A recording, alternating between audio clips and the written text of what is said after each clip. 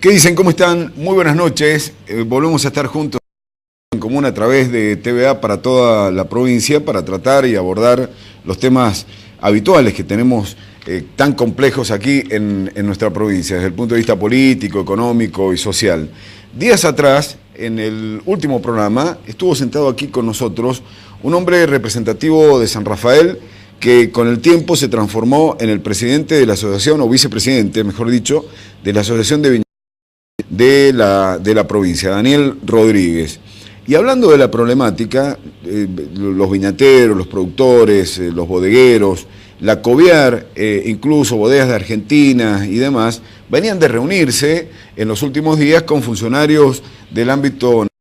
Estuvieron con Axel Kicillof, luego estuvieron con Augusto Costa, el secretario de Comercio, pero cuando llegaron aquí a Mendoza plantearon de alguna u otra manera los problemas habituales por donde discurre la economía provincial, especialmente la vitivinicultura. Y salió, así como sin querer, y después se transformó en un tema de cierto volumen, desde el punto de vista político, algún desajuste interno dentro de lo que es la Corporación Vitivinícola, que durante tantos años, en los últimos años, se fue convirtiendo, ustedes lo saben muy bien, en el centro político por excelencia en el momento de los festejos de la vendimia aquí en nuestra provincia. Desde que estuvo la presidenta de la Nación, pasando por funcionarios nacionales, todos los gobernadores, cada vez que se realiza la fiesta nacional de la vendimia, la Coviar concentra sin el ámbito de discusión de los temas fuertes de la vitivinicultura.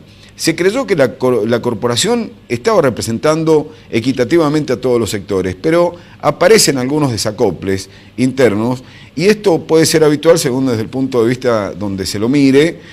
Si tomamos la marcha de la economía en nuestro país con la desaceleración, con un proceso inflacionario, con el problema particular que tiene la vitivinicultura actualmente, que está acumulando casi 10 meses de stock, donde se están, no digo terminando los mercados, pero sí donde nos está costando llegar siendo competitivos con nuestros productos y el precio no es el acorde para tener una rentabilidad por lo menos mínima y prudente, pueden que aparezcan en ese ámbito algún tipo de discusión. Hoy vamos a seguir hablando un poco de la problemática que tenemos actualmente y con una visión a futuro, charlando del tema. Quiero presentarles a Sergio Mastrapascua, que es el titular de la Confederación General Económica o Empresaria aquí en Mendoza. ¿Cómo te va, Sergio? ¿Qué tal? ¿Cómo estás, Marcelo? Confederación General Económica. Económica, exactamente. Así es. Sí. La histórica. Bueno, la histórica Confederación. Es un gusto tenerte aquí, la primera vez que lo tenemos, muchos lo están conociendo quizás en el interior de la provincia, y es un eslabón importante dentro de toda esta discusión vitivinícola. ¿Cuál es la impresión que tenés, Sergio, de lo que está pasando hoy en la coyuntura particular del sector? Puntos de vista. Uno es la coyuntura, como bien vos decís, sí, y otra es la construcción de ese ente virtuoso que fue y es la Coviar, la Corporación Vitivinícola Argentina. Desde el punto de vista de la coyuntura, como bien también lo dijiste, la vitivinicultura está pasando un momento muy difícil. Muy difícil, sí. Porque, entre otras cosas, porque hay un excedente de stock. Pero a mí me gustaría hablar más que de la coyuntura, de lo estructural. Porque me parece que las coyunturas pasan, las coyunturas al final se solucionan, pero lo que está pasando desde el punto de vista de la vitivinicultura y lo estructural es lo que más nos preocupa.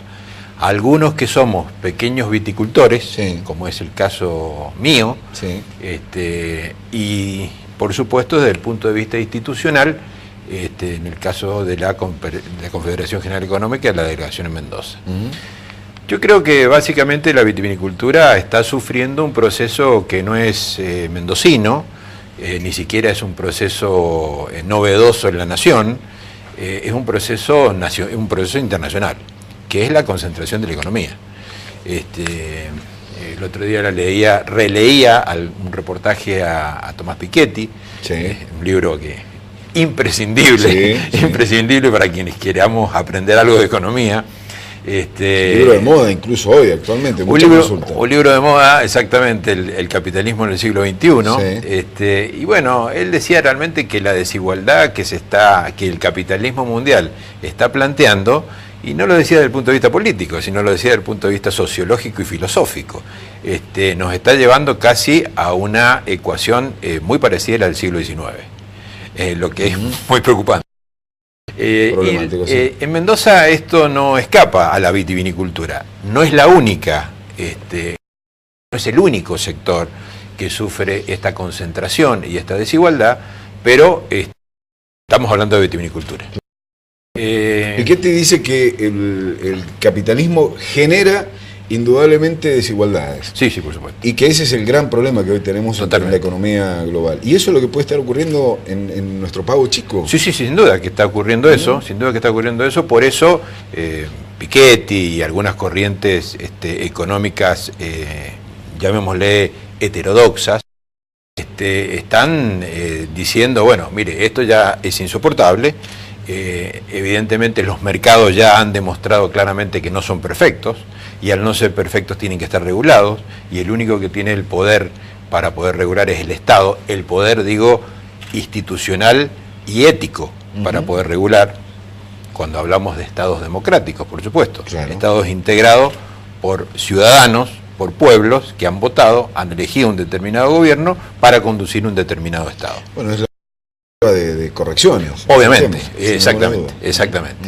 Ya superada la etapa de las tiranías, el Estado es la última reserva moral y ética que tiene. Y bueno, y en ese sentido creemos nosotros que la vitivinicultura en Mendoza, está sufriendo un proceso de concentración pavoroso, muy preocupante, que se ha naturalizado. Es decir, yo me animaría a decir una injusticia casi naturalizada, que es lo peor que le puede pasar a la injusticia. ¿Quién está haciendo negocio en la coyuntura actual? Miren, de las 914 bodegas que existen en el país registradas en el INEB, 914,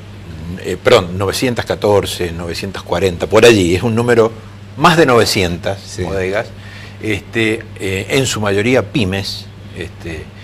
A mí no me gusta llamar bodegas boutique porque pareciera un nombre glamoroso que no tiene nada que ver con la realidad glamorosa que tienen las pymes. No hay ninguna realidad glamorosa en las pymes. Son empresas, empresas chicas, 900 y pico, como digo, en el país. De esas 900 y pico, el 52% de las exportaciones y el 55% del mercado interno la tienen 5 empresas. Claro. Pasa lo mismo que en el acero, pasa lo mismo que en el cemento, pasa lo mismo que en la economía se llama insumos difundidos. Es decir, o hay monopolio o hay cartelización. Cuando hay cartelización hay acuerdo de precios. Y bueno, cuando hay acuerdo de precios, 2 o 3 se juntan y dicen, bueno, ¿cuánto vamos a pagar este año el precio del cemento? ¿Cuánto vamos a pagar el precio del acero? ¿Y cuánto vamos a pagar el precio de la uva? Porque cuando uno analiza, gracias a Dios ya se ha implementado el observatorio de precios, cuánto se le paga a un productor caracterizado por ser minifundista en la el precio de su uva, que es el insumo básico para hacer vino, por lo tanto debiera ser el insumo más importante, y no lo es. Y ve cuánto se vende esa uva convertido en vino, es decir, habiéndole agregado valor y trabajo, llegada a la góndola, nos damos cuenta de lo pavoroso de la diferencia. Aquí hay concentración en el sector elaborador, en el sector fraccionador y en el sector distribuidor. Y el Estado mendocino en menos en la cadena del productor. En el sector del productor donde está... Mire, la cadena del productor, hay cosas que a mí me hacen acordar muchísimo el siglo XIX, o sea, más a la mitad, al Yanaconajo y a la encomienda que a otros. En realidad no hemos como siempre, es decir, por ejemplo, el otro día me preguntaba un amigo, ¿y cómo son los contratos que vinculan a la bodega con el productor? Digo, no hay contratos. No hay contratos. Es verbal. O sea, tráeme la uva en marzo, porque la uva es como vender pescado. O sea, si uno no vende la uva, se pudre. Tráeme la uva, en mayo te digo cuánto cuesta. en mayo, una vez que te fijé el precio, como decía Jauretche, ¿no? Es muy raro que el almacenero fije el precio del cliente. Fijo el precio y a partir de mayo te doy 9 cheques. 9 cheques. Que el productor deberá descontar con unidades productivas de entre 10 y 2 hectáreas. En la provincia de Mendoza esa es la unidad productiva, sí, un pequeño productor deberá descontar a tasas como las de los bancos comerciales en un año. Eso obviamente hace que el productor ese tienda a morirse de a poco. Es una lenta agonía, lo que lo hace aún más grave.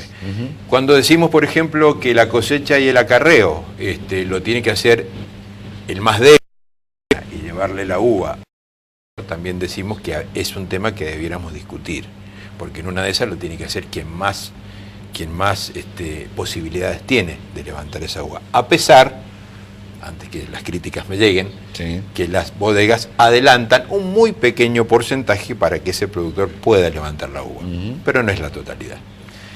Por lo tanto, hay una situación que me parece que ya es hora de que se ponga en el tapete.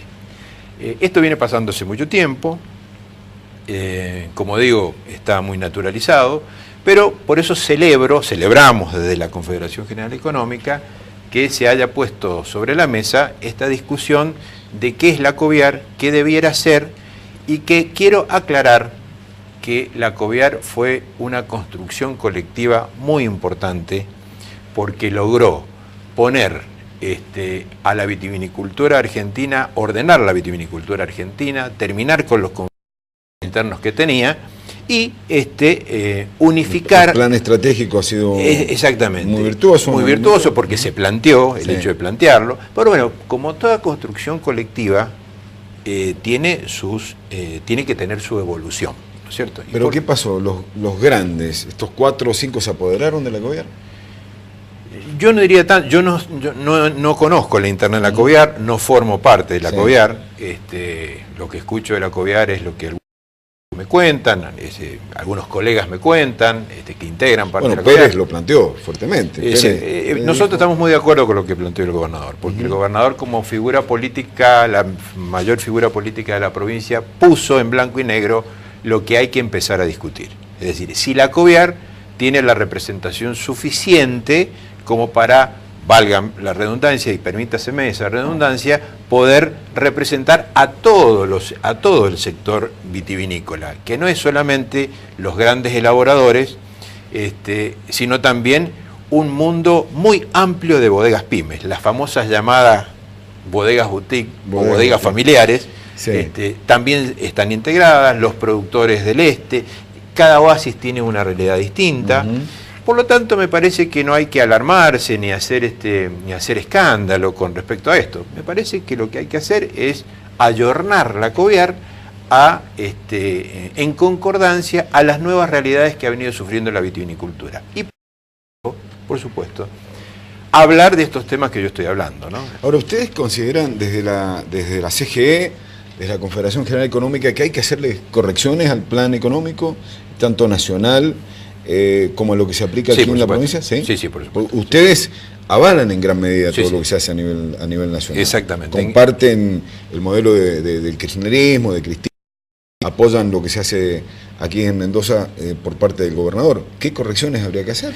Yo creo que las correcciones... Y en todo caso, ¿quién las impide hacer? Claro, miren, las correcciones es como todo proceso, Marcelo, es un proceso histórico. La historia no comienza cuando uno llega, sino cuando la historia comienza. Nosotros tenemos que analizar el actual proceso político, histórico, que ya lleva casi 12 años en un mismo sentido, a la luz de los procesos previos, ¿no es cierto? Es decir, ¿de dónde venimos? Porque dicen que siempre que la historia es un profeta vuelto con la vista hacia atrás, por lo que pasó nos dice lo que vendrá. Y es exactamente así. Quien no aprende de sus errores está condenado a repetirlos. Por lo tanto, nosotros creemos que nosotros desde la Confederación General Económica, apoyamos las medidas que el Gobierno Nacional ha implementado porque son medidas reconstructivas de la trama social y económica que estaban absolutamente deterioradas y desaparecidas término caro a la historia argentina, sí, en el 2001. Entonces creo que, ahora, ¿esto es perfecto? No, por supuesto que no. Esto hay que continuarlo, pero cuando digo continuarlo en el mismo rumbo. No digo continuarlo para ir a otro lado, hacia otro lado. Hacer modificaciones dentro del modelo. Dentro del modelo, profundizándolo. Yo creo que ya estamos en condiciones de hacer cambios de segunda y tercera generación. Por supuesto, cuando lo primero es lo primero, ¿no es cierto? Lo primero es comer, sí, después es vestirse, después cambiar el auto mucho después y cambiar la casa mucho después. Yo creo que ya este proceso político ya maduro, por lo menos así lo dicen las encuestas que manejamos, como para que podamos solicitar al gobierno y militar algunas medidas que son muy necesarias. Por ejemplo, sin ser excluyentes de las otras, hace falta un muy fuerte debate del sistema impositivo para las pymes. Tenemos que seguir cobrando el IVA a los insumos primarios, de consumo masivo primario, al pan, por ejemplo. Bueno, habrá que debatirlo. Puede ser que las pymes sigan pagando ganancia presunta en la misma escala que paga, por ejemplo, Techín. Capaz que haya que discutirlo.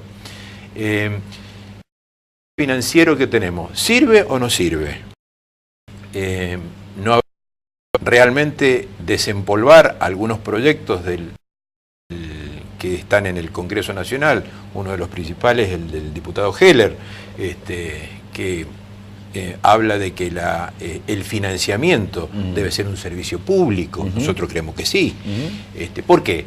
Porque cuando uno analiza el balance del Banco Central, se da cuenta que los bancos comerciales han ganado muchísima plata, visto desde cualquier balance, y apenas han prestado a la producción un 15% de su cartera, salvo, con excepciones hechas, porque si uno cae en la injusticia, salvo lo que ha sucedido con el Banco de la Nación Argentina y con el Banco Credit Corp. No estoy pasando un aviso, estoy nombrando a las únicas dos entidades que, de acuerdo a estudios económicos hechos recientemente por el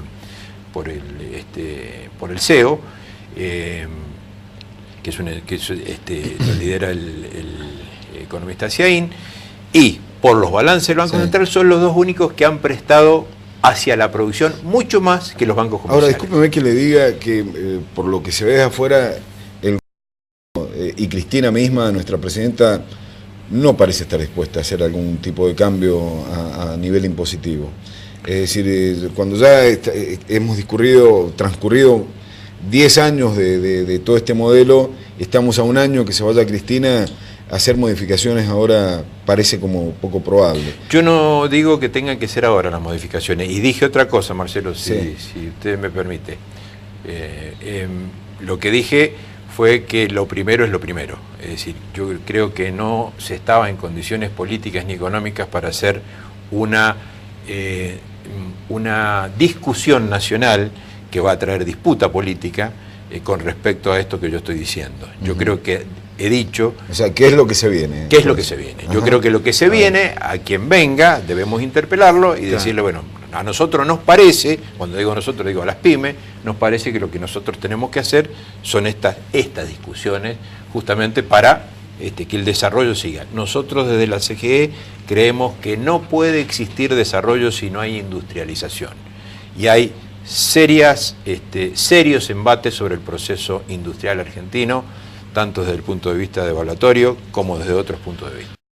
¿Cree que sectores de la oposición, porque me arriesgaría a decir que están abonando la posibilidad de que el gobierno quede en manos del oficialismo? Creo, le hago esa pregunta. Sí. Scioli quizás es el que puede llegar a garantizar esto. No lo sé. No lo sabe. No lo sé. ¿Y en la oposición ve a alguien? No, a nadie. Así de simple. Sí, así de simple, a nadie. Y si no sabes si es Scioli, ¿quién puede ser? ¿Alguien del kirchnerismo? Mire, el kirchnerismo más duro, el núcleo más duro. El kirchnerismo tiene varios candidatos. se van a ordenar estas elecciones, calculo, yo no estoy en ¿Por las PASO? Por las PASO, yo no estoy en la mesa chica de la conducción política, es lo que supongo. ¿Pero cree poco en Scioli, nada en la oposición? Mire, no es que creo poco en Scioli, no sé si será Scioli o no. Ajá. Lo que digo, falta un año, sí. No me gusta hacer futurología, en un año en este país puede pasar muchas cosas. El despegue, no digo el despegue, la mejora económica en el 2015 puede dar el tablero vuelta totalmente. Por lo tanto, estamos expectantes y trabajando, sí, lo confieso, para que este proceso, en manos de algún candidato que comulgue con las ideas que han desde el punto de vista económico y político en estos últimos 11 o 12 años, sea el próximo presidente. Aprovecho para hacer una pregunta de coyuntura política que prácticamente inmediata, de discusión en las próximas horas. ¿La presidenta debe ser candidata en el 2015? No puede ser candidata. Sí, pero parlamentaria del sur, del Mercosur, por ejemplo. Podría, sí. Sí. Podría. ¿Usted estaría de acuerdo en que fuese o encabezase una lista a nivel nacional? Mire, yo no estoy en la cabeza de mucho menos, ni hablo con ella, pero a mí lo que me parece que va a suceder, más allá del cargo institucional que la presidenta ocupe, es que va a ser la conducción de este proceso, sea quien sea el candidato. Es decir, porque ya estamos a casi un año del final de su mandato y las encuestas no hablan tan mal de la señora presidenta, por lo tanto creemos que hay una líder natural que va a seguir dictando las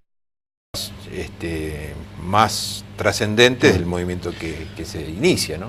Sergio, muchas gracias. No, gracias a vos, muchísimas gracias. Por haber estado aquí.